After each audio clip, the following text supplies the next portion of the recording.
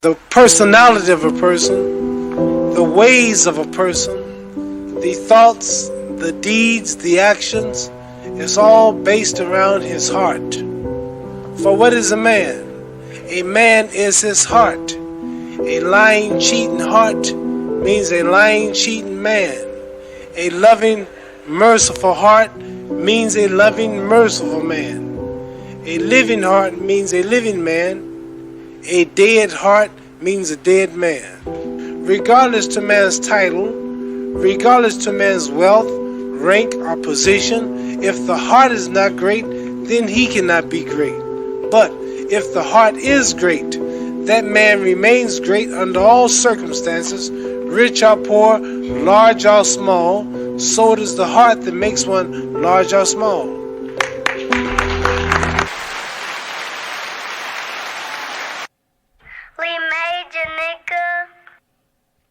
All right. Well, thank you for joining me again for another Major Mondays. So far we had a few nice guests on here. You know, we had people on here of stature. But today, I'm not going to quite bring on a guest. I want to just give out some free game. You know, this episode is going to be all about how to form an LLC. A lot of people who are listening, you know, may or may not already know some of these steps. But I just want to make sure I go over them so that way those who don't know could get in the know and start doing these steps if they need to. So this episode is going to be solely with me just explaining how to form an LLC. So the first thing you want to do if you don't have a location, I would suggest that you get a virtual address or use a P.O. box if possible. The reason why you want to do this is because when you register your business with your state and with the IRS, you don't want your personal address to be the address of the business, because then it will become public data and everybody will be able to see it. People will be able to just know your personal address. And I wouldn't advise that. I think the best way to go is to probably get the virtual address. There's all sorts of companies out there that you could partner with and get you a virtual address, and then just have your mail directed there and forward it back to you. Or you could use a P.O. box if that's something you would use. But some banks, they kind of shy away from using P.O. boxes as a personal address. So you want to be careful with that. The next thing you want to do is you're going to want to register with your state. And you want to register with your state first before the IRS, because you need to register a fictitious name. So your fictitious name and your DBA needs to be approved first before you go ahead and sign up for the IRS, because you don't want to sign up for a name with the IRS that you can't use within your state. Each state has its own registration website. And here in Florida, we use Sunbiz. I believe it's sunbiz.org or something like that. So it's been a while since I had to register mine, but I still go on there to be able to renew and do with the annual reporting. So after you've gotten your address and you've gotten your state articles of incorporation filed, and they have already written you back and they told you that everything is good to go, the next thing you want to do is obtain your EIN from the IRS. Now, what an EIN is, for those who don't know, it's kind of like a social security for your business. It is the number that will be attached to your business's name. This is how you will be able to file for taxes. You will be able to, apply for grants with this. You'll need it for a bank account. You'll need it for all sorts of things. So the EIN is going to be key. That's definitely going to be something that you're going to have to keep handy. Don't just get it and then put it in a file somewhere. I would suggest that you keep a copy of it. I believe now the IRS is doing digital copies too, so that you could be able to save right from the computer, or you could just go ahead and print it out and then have it, somewhere handy. Have it somewhere where you can get to it. I'm always reaching for my EIN, so I got mine saved into my iCloud so that way I can access it from any device, from my computer, my laptop, my iPad, or my phone, in the event that I'm filling out an application or some type of some type of business documents that I need my EIN. You're gonna need it, and you need to keep it handy. So after you've obtained your EIN, I would suggest that you open a company email. Now, the first couple of steps you could have done with your own personal email, but from here on out, you're gonna need a company email. Um, I would suggest just go to Google for now because it's free.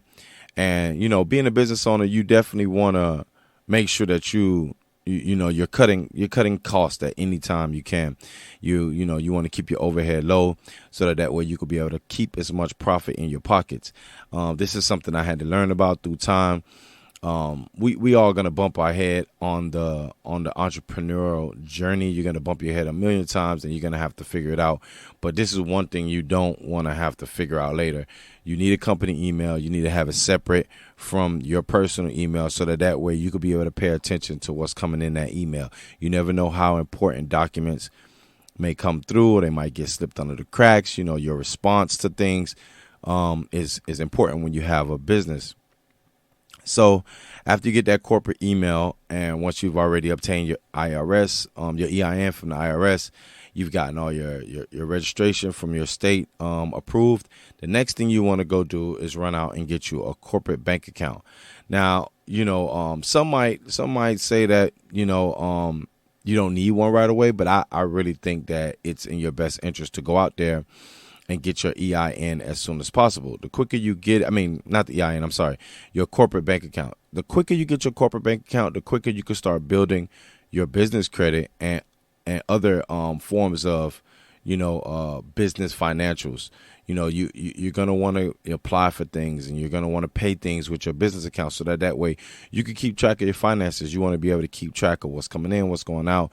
And then, banks also for corporate accounts, they give you all sorts of different goodies. They might offer you a point system. They might offer you free checking if you keep X amount of dollars in there.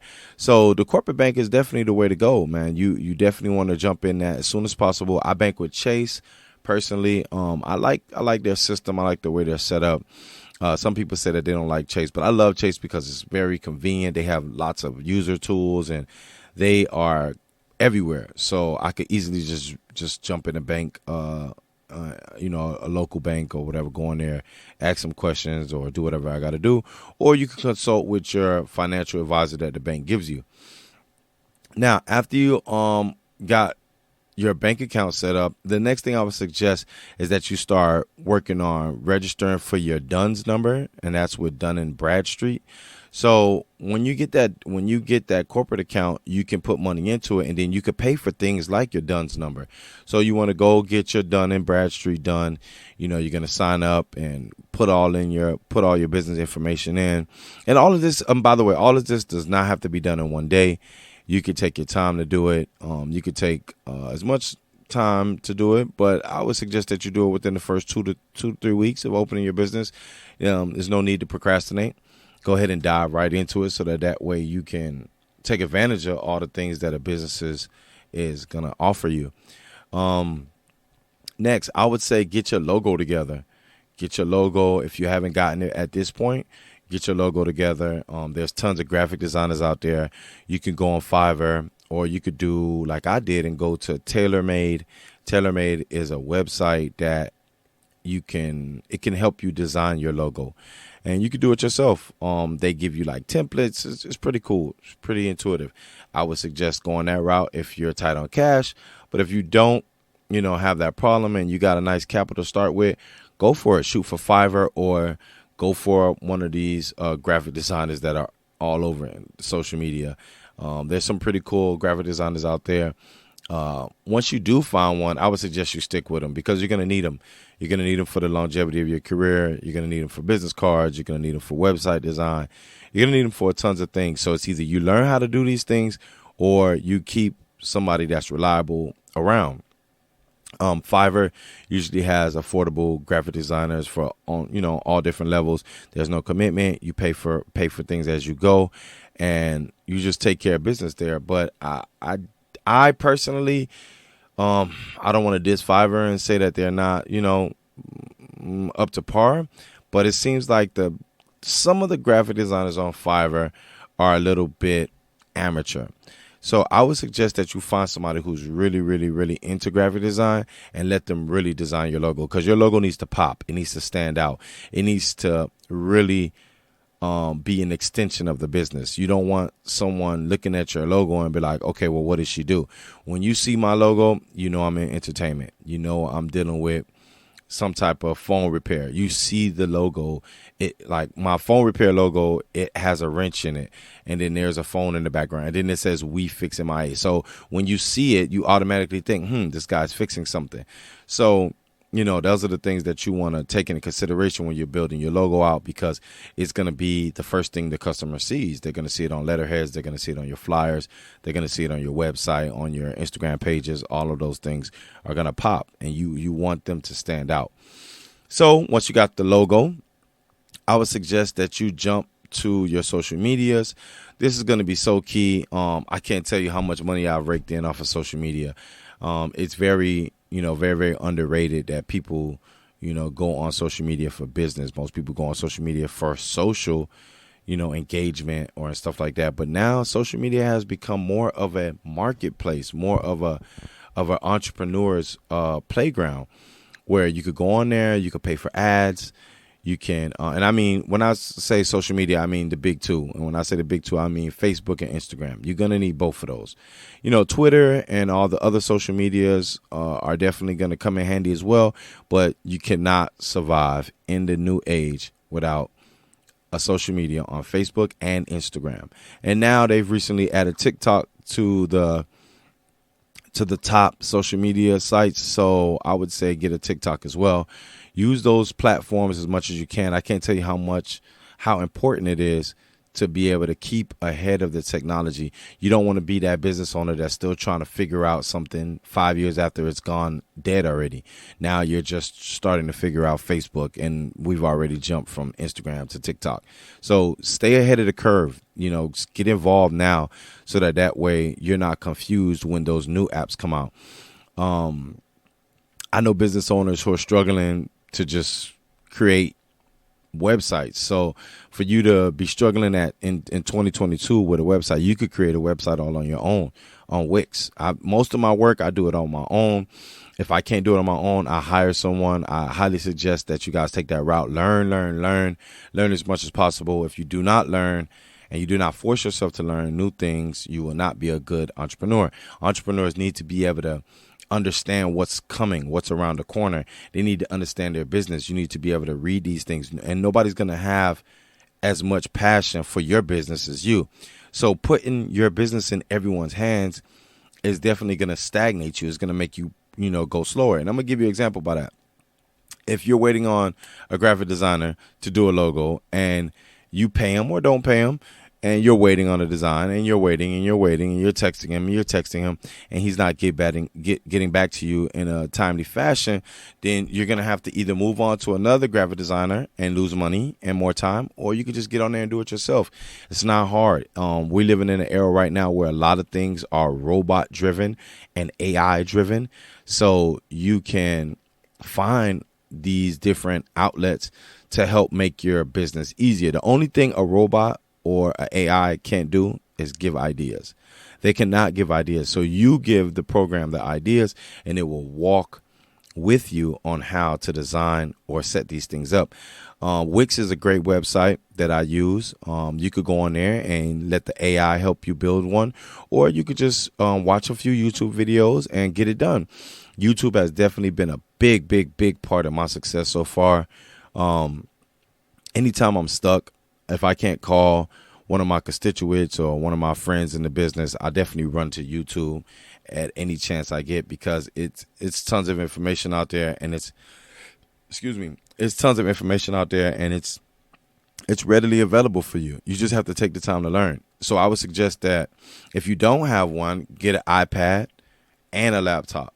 And the reason why I say that is because while you're on your laptop doing what it is that you need to do, you can pop open that iPad and and just watch the video. And I would, if I was like you, or if I was just stuck in a situation, one of the things that I do is that I walk step by step with the video. I watch the video first, and then after I watch, a good amount of it and feel like I'm comfortable enough and ready to start diving into the actual experience of whatever I'm doing, then I would pop open my laptop and then start doing what the guy is saying step by step. But the great thing about technology is that you can pause the video, play with things.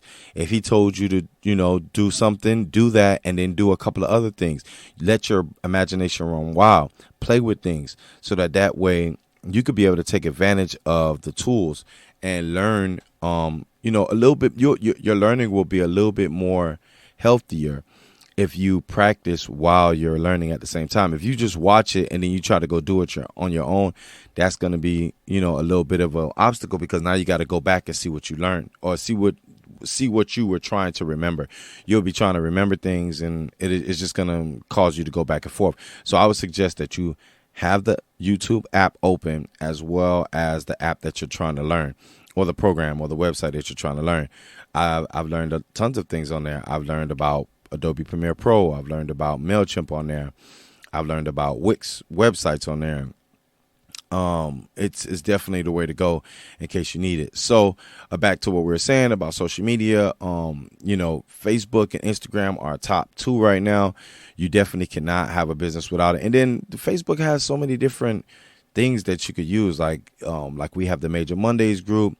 We have the fan page for the studio and the phone store. So that gives us another way to promote and leave pictures and things of that nature, create discussions so that customers could get involved and they can commonly ask questions.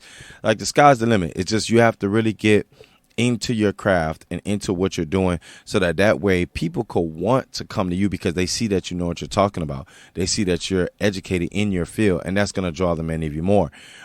Just recently, I acquired one of my first students for my phone repair business, and he found me on Facebook. Here I am promoting on different websites and throwing out Google ads, and lo and behold, Facebook was the first one to get me paid.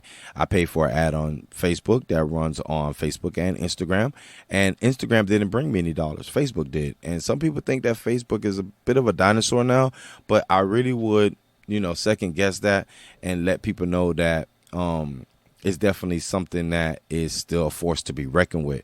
Even though Instagram is cool and, you have a lot more, celebrities on Instagram doing their thing, but I would suggest that all business owners take advantage of everything that Facebook has to offer. Now, the next thing you want to do is definitely going to come into play when you talk about your YouTube university and your YouTube learning, is to start learning SEO. SEO means search engine optimization. Again, SEO means search engine optimization. And what that is that when you're looking for a product or you're looking for a service and you go into the search engine and you type in what it is that you're looking for, your SEO, your SEO is basically going to help you get to the top of that list. You got to use certain keywords. You have to get reviews, ratings. All of those things are going to play in the fact that the location of your business. So basically, if someone's way across town and they're searching phone repair, my business may not be in the top unless the other businesses that are similar to mine in that area have less reviews than me. See, when you put in near me, then it's going to come up near you. All the things that are near you are going to come up, but they will also show you the things with the higher ratings, like the businesses with the higher ratings. And for my phone repair business, I pretty much have like a 4.9 stars. So I pop up pretty high with my reviews and my ratings. So how I did that was, just to give you a quick insight on that, how I did that was I would offer customers an extra product or a free gift to leave me a review after their service. And sometimes they would do it, and sometimes they just would be in a hurry and they wouldn't do it, and they didn't care for the free product. But most of the time, like 90% of the time, people are going to want that free item. So you got to make it make sense for your business, though. For my business, which happens to be a phone repair business, I offer a free screen protector, screen protectors cost me about $1, and that review and that rating will probably make me way more than $1, because when people see that customers are happy with your business, they're happy with your service and your product, they're more likely to tell other people, and they're more likely to leave a positive review. Every now and then, someone may be a little bit disappointed, and you could even try to remedy that, because Google offers you the option to respond back to negative comments, or any comments for that matter. But the negative comments are the ones that you really want to take heed to. So when someone leaves a negative comment, my advice for you would be to comment back to them and say, hey, I'm sorry about your experience. Can we offer you a discount to come back, or can we offer you something free? So that way at least customers will see that you're taking the time out of your day to address the issues. No business is going to be perfect. McDonald's didn't start off as $1 billion company. Apple didn't start off as $1 billion company. It just takes time. You have to really work at it and understand your business. If you don't understand your business, then you're going to be stuck trying to build that. And from what I've seen so far in the 5 years that I've been in business, is that reviews, ratings, and SEO is golden. I cannot, if I could pay people to leave a positive review, I would do so. But I know that I can't. Not only is it unethical, but it's just not cost effective for me to always pay someone to leave a review. So the best thing to do is just have great customer service, have a great product, have great energy. If someone is disappointed with you and your service, and you have great energy about it, not getting mad with them, not trying to beat them mad because they don't like your product, or they're disappointed because they expected things to go a certain way, you gotta understand that you need them. They don't need you. There's tons of other people with your service. There's tons of other businesses with your service. So you have to make it your personal business to go out of your way to make sure that you is happy, satisfied, and willing to leave you a great review. And the next thing on this list, I would suggest that after you started your SEO and you've registered with Google, Apple Maps, and Yelp. Even though Yelp, you got to be careful with Yelp. Yelp is ads driven, so they want you to pay for ads a lot. You can't really do much on Yelp without paying for ads. Or paying them for, like, I think it's called like work for hire or something like that. You just basically got to kick out a lot.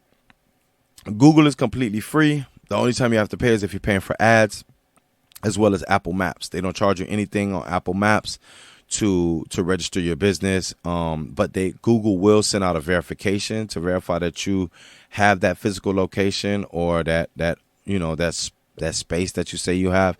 So whatever address you put on there, they're gonna want you to verify it. So that's important, because if you don't verify it, it won't go through. Pay attention for that mail that they will deliver. They will deliver snail mail, as we still call it. They will deliver you some snail mail, and you will have to pop in that keyword, or that authentication code, in order to actually access the features of a business. For Apple Maps, I believe they do that as well, but I'm not sure the process. It's been a while since I had to do Apple Maps, but I did update it recently, and it kind of connects with your Apple ID. So if you have an Apple ID already, you're golden. You could set one up with your business email and make it easier for you. If you don't have one, I would suggest that you do get one just for this purpose. If you're not an Apple user, if you're into Android or Samsung or whatever, it's cool, but you're going to need to be on Apple Maps. You don't want to leave any stone unturned. As a business owner, you can't discriminate and say, hey, I don't use Apple, so I don't need to be on Apple Maps. No, that's not true. If that's the case, then I wouldn't be on Google, because I don't have an Android phone. But Google is very, very intuitive. It's a top-notch browser, and you don't want to leave it out of your resume for your business. So the next thing I would suggest is that you start obtaining some Net 30 accounts. The number one Net 30 account and the easiest to get approved is Uline. Go to uline.com. That's uline.com. Go to Uline, fill out the information. Again, you'll need your EIN. Make sure you got that handy. Go to Uline. Start with Uline, and then work your way to Granger, and there are some other ones that I don't know off the top of my head. I'll list it in the description of this video, but you definitely want to start with Uline and get that net 30 account with him. The way Uline works is you have to purchase one or two times from them, or maybe I would say just 2 times consecutively every 30 days. So buy small things, buy trash bags from them, buy some paper from them, buy some rain boots, anything, whatever it is that you feel. Go on there and look for things that you need. That's going to really help your business in the long run. So you could just buy two things separately. Buy one thing in 1 month. Try to spend a little bit of money too. Like, don't just hold back and say, hey, I can't afford it. They're just like Sam's. They're just like BJ's or Costco's. You're gonna get business stuff there in bulk. So buy envelopes if you have to. Buy paper, like I said. You could buy desks from them. I bought a mechanic's stool from them. But they have stools. They have the product holders, slat wall. They have everything that you'll need for your business, pretty much everything that you'll need for your business. So dig into Uline and look there first before you go anywhere. And they deliver all over the U.S. Most times than none, you get it in the next 2 days or so. It's really worth it because once you do get to the point where you have a net 30 with them, they will be reporting to the credit bureaus, and that will help you build up your business credit. Granger is a little bit tougher to get in. You have to purchase with them for a little bit of a time. I'm still working on my account with them. They offer me a net 30, but it's kind of low. So, here and there I spend with them and just trying to bring it up. They want to see that you're going to be a continuous shopper and not just a once in a while guy before they raise your credit limit up. So those are some of my tips, some of my major keys for how to form an LLC and the steps that you would take in the beginning. Stay tuned to my next major keys episode, where I'll be talking more about advertising. I'll be talking more about web design, picking a partner, percentages, small contracts, things of that nature. We'll get into it as the program progresses. I will be able to go into different things that I feel that you guys need out there. Thanks again for tuning in. This is your boy OG Major for Major Mondays.